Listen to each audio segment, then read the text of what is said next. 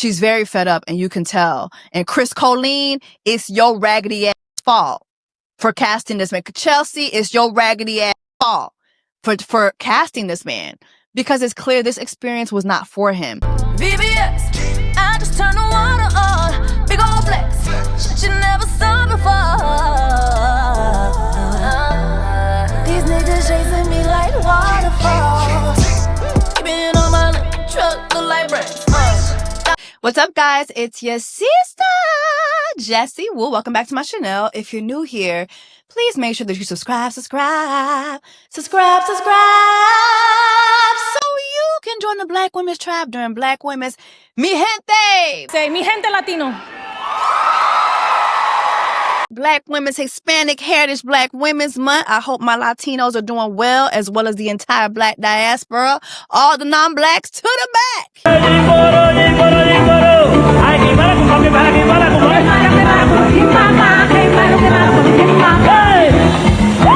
Yes, God. Amen. All right. Let's get into this episode. Let's jump right on in. Not out, but in. Episode 9, Love is Blind, Season 9. This episode started off with the most disgusting thing I have ever seen on this show. Gonna do 8 ounces of chicken, a little packet of Crystal Lightning. Oh, I can smell it. Then we go cheers, and then you just chug it. A white man making a chicken smoothie? A white man making a raw chicken smoothie with Crystal Light? No. Hey! Hey,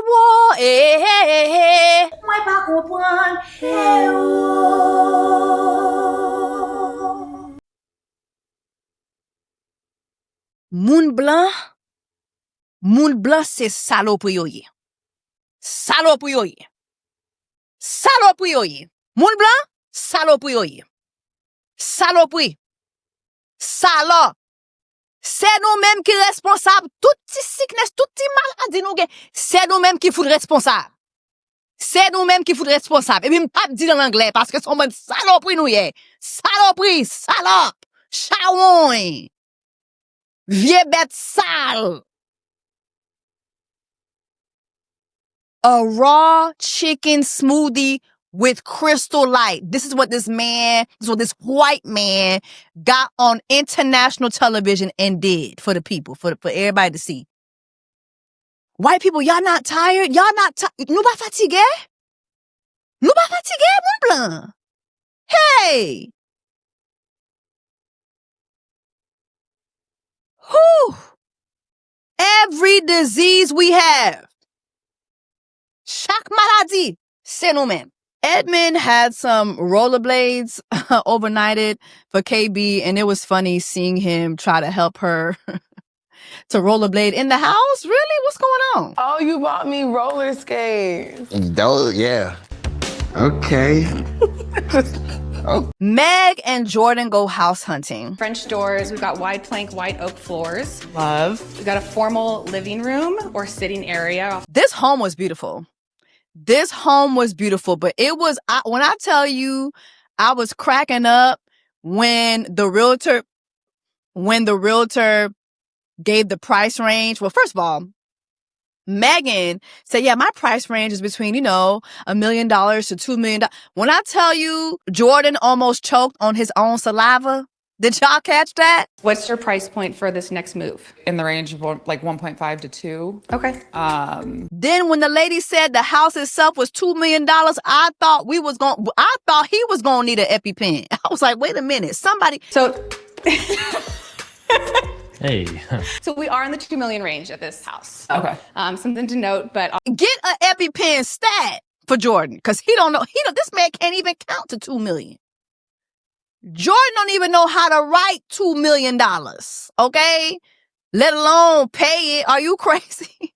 The house had 6 rooms. He's like, what we gonna do with 6 rooms? The man don't even know what to do with 6 bedrooms. Mind you, this is a father. This is a father.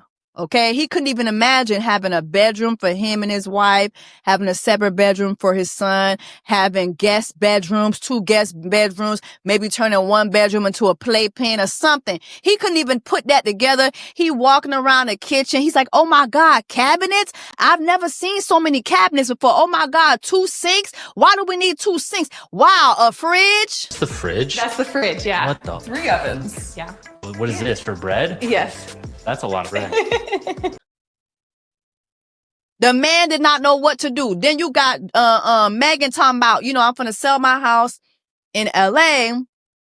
So once I sell that, that's gonna give me $500,000 off rip. So then you and I forgot how much she said, but basically she's gonna sell the house in LA. We sell the LA home. That's 1.5 that we put into this. Mm-hmm. And then we might both be going on a loan for the remaining 500,000. That's gonna give her some money towards this house. And then she was like, you know, you and I can go together on a $500,000 loan. And again, I thought Jordan was gonna pass the fuck out. I don't know. Like, I'd really have to crunch the numbers. I think it's just a little too much house for what we need. That man cannot count the 500,000. That man cannot write that many zeros, Megan. Sit your ass down. That man is not prepared for this. My God, today. Annie and Nick meet his mama. Mind you, his mama thought he was gay. And mind you, she ain't wrong, because this is him in the previous episode calling himself a size queen. I'm a size queen. Probably still do think he gay, which is why she's so happy to see him with a women's, even though it's Annie who is not okay. Annie, are you okay? Are you okay, Annie? She's not. She is not, okay? She's not okay. But anyway, they meet his mother, father, and brother who never says a word. Hi. Nice to meet you. How are you? I'm so good. I'm so glad you guys are here. I know. This is so fun. Never says a word. Do he got the same condition that Edmund? Well, no, he ain't got that condition. Edmund can't shut the fuck up. So I don't know what his brother got, but his brother ain't say a damn word, okay? But anyway, his mama asked, you know, what made you choose Nick? And Annie gave this fake-ass, phony-ass answer. Oh, you cook? Great. Oh, you want 2 kids? Great. Oh, your parents are still married? Great. Oh, you have a little brother? Great. Me too. Oh, you own your own business? Great. Oh, you're outdoorsy? Great. Oh, but you like And it was crazy watching his parents just eat Annie up. I was like, yeah, they're just desperate to see their son ride off into the sunset with a woman. Because Annie did not sound okay at all. Maybe it's the editing. But yeah, no, it just wasn't given to me. His mom did say that Nick is a problem solver, that he looks forward to solving other people's problems. And I feel like that we kind of saw a little bit of that when they was back at the honeymoon, when he was trying to, you know, like assure her and everything. So his mom kind of spoke to that. But in the end, his parents really, really like her, and they were really, really happy. Like, they thought that she was a good fit. They were happy. They just got really emotional about wanting the best for him and wanting him to be happy. That's just their main concern, is that he's happy and that he receives the best out of this relationship, and vice versa. And I just want you to be so happy. And you too. I know. Yeah, we just, you never stop worrying about your kids. The Pod Squad links up. And they have a little cowboy-cowgirl night. This outfit KB had on, my goodness, bruh. Oh, we're gonna have a ball. This is so cool. Can I pet that dog? Can I pet that dog? My Lord. Anyway, there was a bull ride. And why did Edmund have to be the first person to get on there? And what was with the footage of...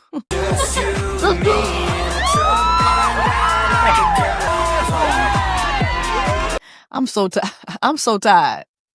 Chris Colleen, you raggedy ass bitch. Like, what was this footage of Ed? Like, why did we have to see it from that angle? He's the only person who got on the bull and we saw that angle. Did you guys realize that?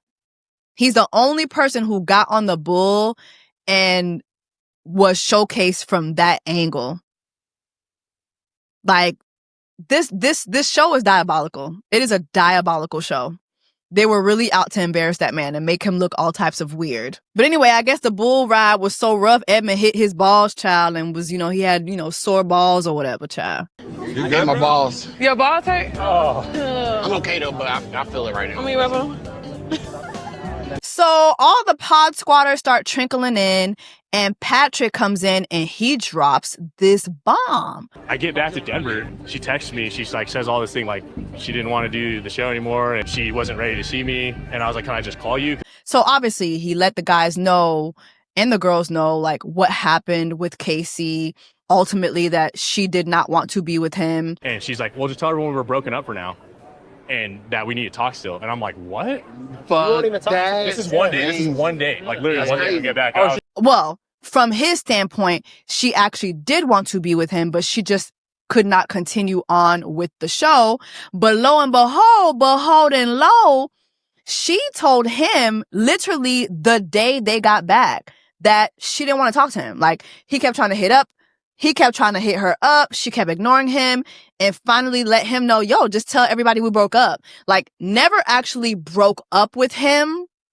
Never actually told him that she didn't want to be with him anymore, but basically told him to tell everybody that they broke up. It just was so fucked up. And, you know, he stressed the fact that everything that happened within hours. So basically, like, when they had the reveal, within hours, they were back at the hotel. And when we saw her basically losing her mind at the hotel, that was within hours of seeing him. So she didn't even let it marinate. She didn't even give it a chance. And that's what really hurt his feelings. And he felt gaslit by her. Bro, I asked for the ring back and she basically stopped talking to me. She said, she was like, I asked her for the ring back and she was like, no, you act like you're the only one that's hurt in this situation. I'm going to keep the ring. But also, I just want Patrick to understand too that Patrick, you were desperate.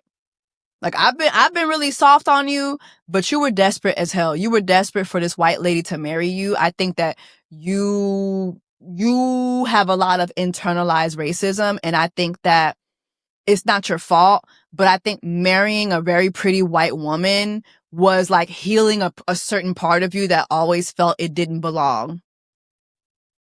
Okay? And I hate that for you. I really hate it because every time we get a when will my reflection show on this show, this is what they do. Y'all get embarrassed and then we have to see the internalized racism and maybe the racism from Casey. And, you know, I've seen people say, well, she's not racist just because she's not attracted to him. I would beg to differ for two reasons. I think that when he said that he was Asian and he also alluded to being a good looking guy, I think that Casey was expecting some K-pop star. She was expecting Van Me from Love is Blind UK. Okay. She had a certain idea of an Asian man that she wanted to see, a almost white passing Asian man. So to me, that's racism. Also, her content after this. I put it in my last video, but she had this video where she put up, oh yeah, I look better. Yeah, I look happier, don't I? I saved my mama from having the talk episode or something like that. It just screamed like anti-Asian. I'm so sorry. Like it did. It did, boo. It screamed that I'm sorry. I'm sorry, boo. Yeah. She's got a little anti-Asian in her. You know, and I'm sorry, all the talk that she talked about, oh, her daddy was in Korea, you know, colonizing people through karaoke in Korea. Her sister was in Korea singing too. Her brother got a Chinese girl. Like you talked this big talk. And when it was time to walk the walk. Okay. So yeah, Brandon comes and, you know, Brandon looked nice. I've always felt like Brandon was a good looking guy and I'm so happy he didn't end up with Annie. But Annie was upset that his energy wasn't giving the energy in the pod. She's like, you know, in the pods, he wanted me, you know, he loved me and all this, and I was his number one. Well, where's that energy tonight? Bitch, you're engaged. Are you okay? In the pods, Brendan was like, I love you so much. You've always been number one. You've always been my highest priority. That is not the energy that is being conveyed here tonight. Annie, are you okay? Annie, are you okay? Are you okay, Annie? She not okay. Annie is not okay. This gotta be the Annie that Michael Jackson was singing about, cause she not okay. That's why Michael was asking her that shit over and over again. Over and over again, cause that bitch ain't okay. Are you okay? What do you want him to do? Propose to you again, bitch? Are you okay? No. The fuck? Please. They start doing the boots on the ground dance challenge. While they doing the boots on the ground, I got my boots on the ground.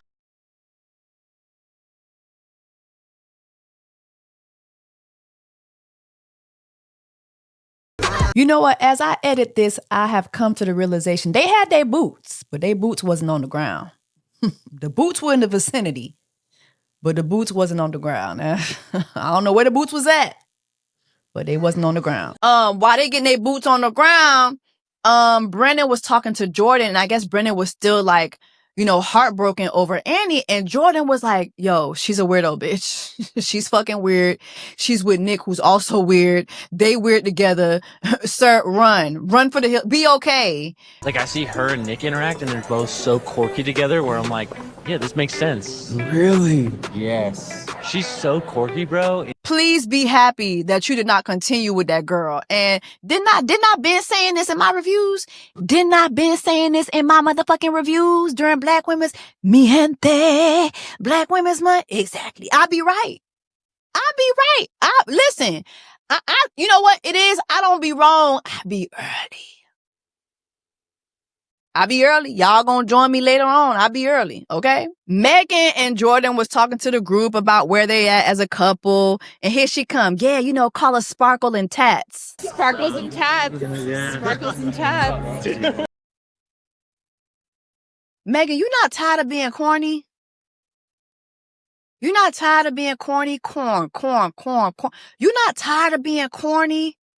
Just corn. All I see is corn. Cornbread, cornfield, cornmeal, corn souffle, corn. Just corn. You not tired? Damn. Sparkle and Mike have a conversation, and I'm sorry, I felt a lot of chemistry here, and she did acknowledge that there was a lot of chemistry because she did have feelings for him. Whenever I see sparkly anything, I'm like, shit, Sparkle Megan. Sparkles. Don't look at my... But anyway, child, they was talking or whatever, and is it me or they looked it good together? They looked it better than she do next to Jordan. She looks cute next to Jordan, but next to Mike, she looked it real good. They looked it real good together. I do want to apologize for like making you cry that one night, and me like saying like, hey, I want to get out of here early. And they just basically talked about, you know, why things didn't work out. He mentioned how he had been looking up what ring he was going to get for her. And I think that's something that all the guys do anyway. But he kind of alluded to like, you know, you like your ring? Because I was looking for a ring for you. But then like, you know, they talk about like why things didn't work out. And, you know, he had mentioned how when he got back his phone, how he was going to reach out to her, but he felt like that was just his inner cockiness. And she said that. She said, you do come off very cocky. And to be honest, you come off as somebody who is most likely not faithful. When I have to be in LA for a week at a time, do I trust that you're going to be faithful? I don't know. no, I get it. No. She talked about like being worried about like if they were together, you know, would she be worried about him being faithful in their relationship? And I'm here to tell you, sister, he's not faithful at all. This motherfucker's having sauna sex with his female friend who is currently in a relationship. That man can't spell faithful. Also, it's a lot of tea that's come out about Mike not paying his workers. So he not faithful to women. He not faithful to his workers. He probably not faithful to his taxes. That man is unfaithful. Okay? You look up unfaithful. Michael's face is right next to it in the unfaithful dictionary. Unfaithful ass motherfucker. But anyway, he asked her, so, you know, are y'all gonna get married? And she said yes. She's very confident about getting married to Jordan. Good for her. Do you think you made a mistake? No. No. I'm happy for you. Yeah. You guys getting married? Yeah. Yeah. Good for her. I hope Jordan feels the same way.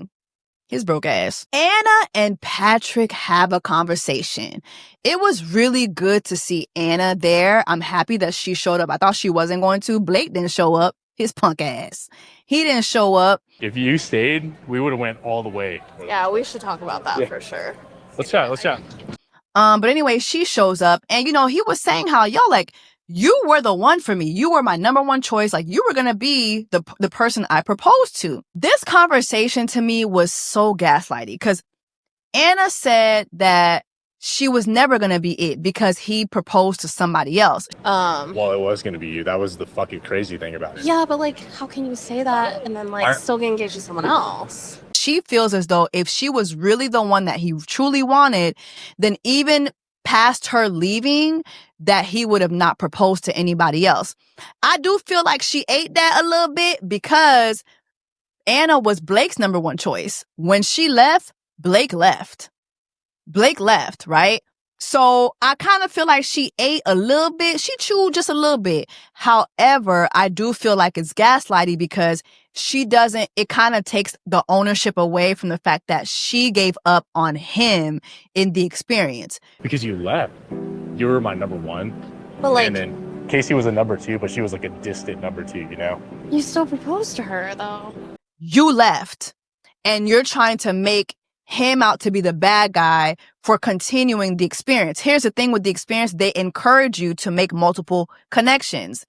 Okay. In real life, what happens? Okay. Something might happen. You might break up with this person. Okay. You move on. So he was doing something that is happening in real life, just at a quicker pace. So it just felt very gaslighty to me, her response to him. If you were there at the end, I would have chosen you.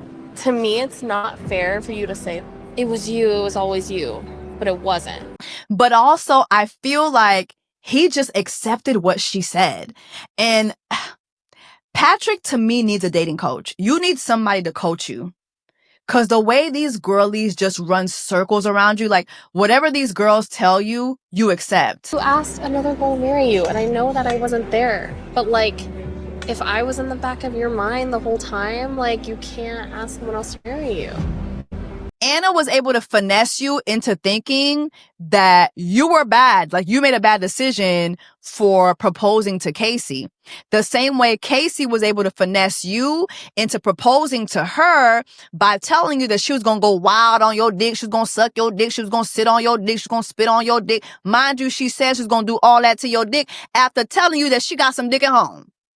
Mind you, the dick at home told her to go on Love is Blind and Married at First Sight. And that the dick would be waiting for her when she was done. See, I need you, Patrick, to be able to stand on something. Patrick don't stand on nothing. Just don't say that it was gonna be me. Because it wasn't. He don't got no real standards. You don't got no real standards, boo. And I think a lot of it has to do with, unfortunately, his upbringing, things that he had to deal with as being a Asian American growing up in Denver, Colorado. Like I have a lot of understanding for that. I feel for him for that. But you are 31 years old. Grow up. Grow up when it comes to this dating shit. Stop letting these hoes play in your fucking face. Anna played in your face. She played in your face. Okay? I respect her decision. But she played in your face. She left without saying nothing to you. And now she's in this conversation making you out to be the bad guy. But anywho, as they having the conversation, I'm just like, okay, so what's going on? What's up now? Obviously, y'all had this connection. So what's going on? I still want my, when will my reflection show couple? I still got hope for my, when will my reflection show people? I still want my couple. So what y'all gonna do to make it right? Y'all gonna start dating now? It's not too late. It's never too late. Y'all can start dating right now. Y'all ain't got to go back to the pods. Bring the pods to the outside. Do it now and do it quickly. Okay? Yeah. I want my Asian happy ending. Edmund is having a conversation with Nick and Annie, and I don't remember who said what first about not being perfect, but then Annie was like, no, Nick is perfect. And he was like, damn. No, Nick is perfect. Damn. Just to be able to hear that would be crazy. I know Nick ain't perfect, but to hear you say that, and as he's saying that, KB overhears it, and she chin checks the fuck out of Edmund. To hear what? And she know it's not true. To hear what? Say it. Oh, he perfect. What did y'all think about this? Are you comparing your relationship? No, I'm not. I'm just saying that's nice to hear. Yeah, right? It would be crazy. It would be crazy. I mean, she's like, oh, so you're comparing your relationship? Admire, don't compare. Admire, don't compare. I'm not comparing. You literally just said to hear that would be perfect, would be great. Admire, don't compare. It just, here go that mother again. Here go that coaching again, coaching him on what to say. And he's like, girl, you really don't tell me anything positive. You don't. You don't tell me anything positive. Now, that's not true according to what I've seen on the show. KB has been very affirming to this man, even down to the pods.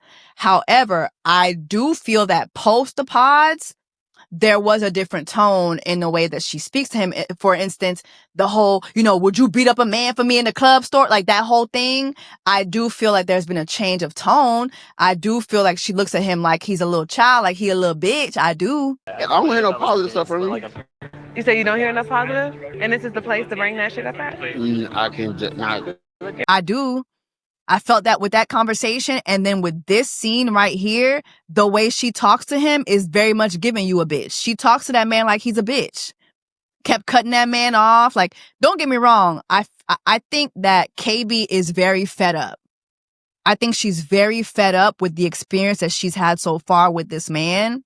However, I kind of felt bad for him here. I know. Because, Junkie, you literally just said stop cutting me off. You hear me talking.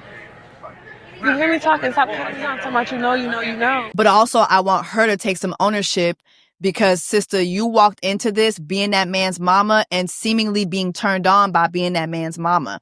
Now she's calling him weird. But you still don't understand why it went wrong. I know, but baby. That's the problem, Evan. You have a good night. I have a good night. Now you're being fucking weird. She's walking off. She's angry.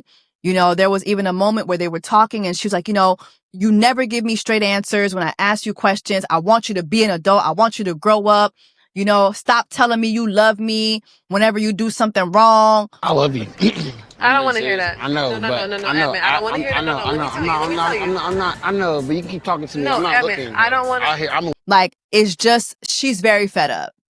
She's very fed up and you can tell. And Chris Colleen, it's your raggedy ass fault for casting this man. Chelsea, it's your raggedy ass fault for casting this man.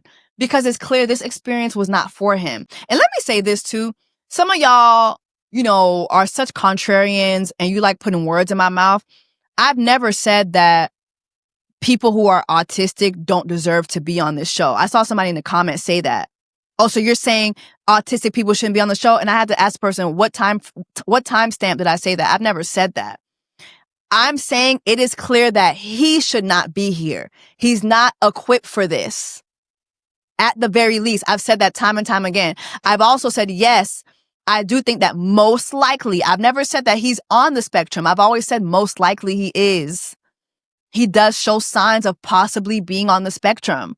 That doesn't mean that autistic people don't deserve love. It doesn't mean that autistic people shouldn't be on dating shows, but you shouldn't be exploiting people who are clearly not equipped for an experience just to entertain the masses and to embarrass a Black woman. I don't know what you fucktards don't understand about the words that are coming out of my mouth when I say this. I know that comprehension is a very lost art. And a lot of y'all just don't have basic comprehension skills. But it's very clear this man is not built for this. It's too much for him. Okay? Dating, it's too much. Being on camera doing this, it's too much. It's not for him. And you can clearly see that these last couple episodes, he's not the same Edmund from the beginning. He's regressed a lot. So there's no telling how this has affected him emotionally and psychologically. He's not equipped for this. And then you have her who is very frustrated and rightfully so. But I question whether she's frustrated with the right person. She has Edmund in front of her. So yes, she's frustrated with him, but Chris Colleen raggedy ass is responsible. Chelsea raggedy ass is responsible. Love is Blind raggedy ass is responsible for even making this man a choice for her. It's just horrible. Also, KB, I'm going to have to whack you just a little bit because even as I was watching and as I'm editing this, I just can't stop asking myself why you're still here. As a social worker, I just find it very hard to believe that you're not seeing very troubling signs with this man's behavioral pattern. So did Chris Colleen raggedy ass promise you that you was going to get a podcast for Love is Blind after this? I don't know. I just want you Black women who are coming on this show, Love is Blind, going further. Going further, I want y'all to understand two things. You're not going to get a podcast after this. Like, you're not going to get a podcast. You're not going to have Mrs. Leabout's a rollout that they gave her. Okay. Number two, please understand this show is out to prove that Black women do not deserve love. That has been the trend on this show. Period. And if you look at kinetic shows like Marriage at First Sight, same thing. Same thing. Okay. So I don't know if KB is sticking this out because, you know, the brand deals or whatever, but I'm here to tell you, brand deals really come to you when you have a story that captivates the masses. And I'm sorry, being in a relationship with a man who's making out with the floor, it's not captivating the masses. It's disgusting the masses. Okay? So I'm not understanding why you were still here.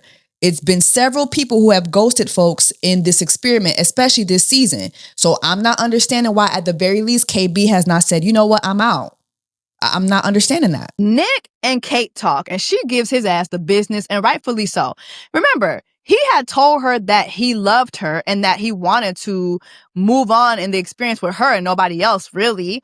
So then he decided to take back the fact that he loved her when she expressed for the second time that she was not in a strong position when it came to her faith in God because of what had happened with her mother and her mother passing away. Because I feel like my emotions were taken advantage of because you said you loved me and then you just like rescinded that so quickly. And for me, at least, like that. And so she brings all that up and she feels that emotionally she was taken advantage of and that she was really hurt by him taking his words back. That's, you tell somebody you love them, like that's not something that you play with. And that's her angle. And I agree with her. I found out that you guys are engaged. I'm not going to lie. I was just kind of like, what the hell? Like 48 hours ago, A, you told me you loved me, and B, you said there was no chance that that was happening. But anyway, while she's giving him the business, he made sure to let her know, hey, listen, like, you're valid in your feelings. And just so you know, I told Annie all this. Like, Annie knows everything that happened.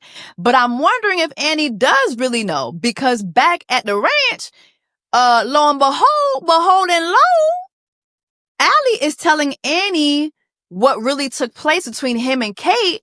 And Annie is getting pissed off. Like, at first she's like, oh, I got it. I got the storyline together. But then the girlies was filling her in and it wasn't the case. Nick is like trying to like clear some drama.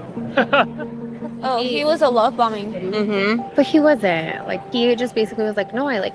So now she mad as hell. KB mad, Annie mad, Kate mad, tout moun mad, I'm mad, Edmund mad, tout moun fâché. So as Nick is riding a bulldog, the girls are spilling tea. And when he's done bulldogging, is it bulldog or is it bull, child? I don't know, child. When he done snatching the bull's booty, child, he get off snatching when he done snatching the bull's booty, he gets off the bull's booty, child. He goes over to Annie, and Annie does this. Do you like, okay, so say you had shorts on, would you ride the bull?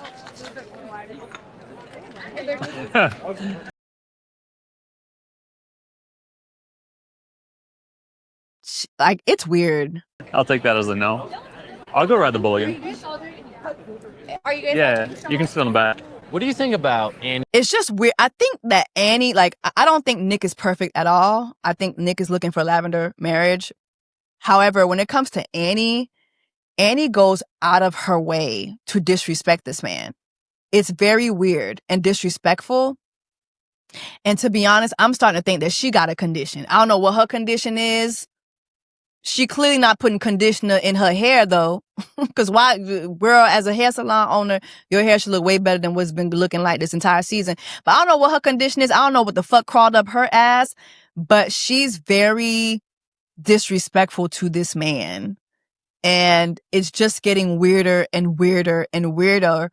Because when I look at their dynamic, he's very nice to her, very sweet to her, very reassuring. He does all the things she demanded from the pods. So I don't get what the fuck is wrong with her at all. So anyway, as she's ignoring him, the dudes start going in on Nick. Joe started going in on Nick ass. Me and Nick. Could Brennan lay it down harder? I think so. Nick does missionary the whole time. That's about it. And then whatever bad I felt for Nick as I was listening to Joe go in on his ass, I was like, yeah, that feeling disappeared quickly. Quickly. I don't fuck with him too much, but that being said, it could be the best guy in the whole entire world. Fucking ain't my guy, you know? Apparently nobody likes him on the cast. Nobody on the cast likes him. Everybody thinks that he's fucking fake. And I mean, so do the viewers. So do the viewers, bitch. Great hat tonight. Anyway, no. I got nothing else to say about Nick. There's multiple people that don't like Nick. We don't like him either. Like, we think he's very phony. We don't know why he's here.